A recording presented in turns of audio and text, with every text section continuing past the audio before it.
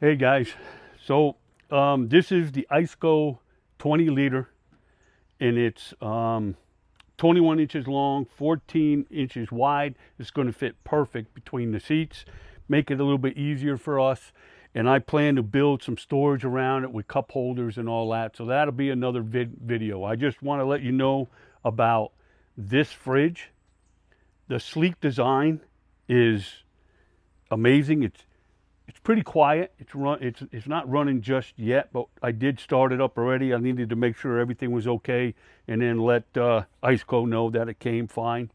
But yeah, and it's extremely light.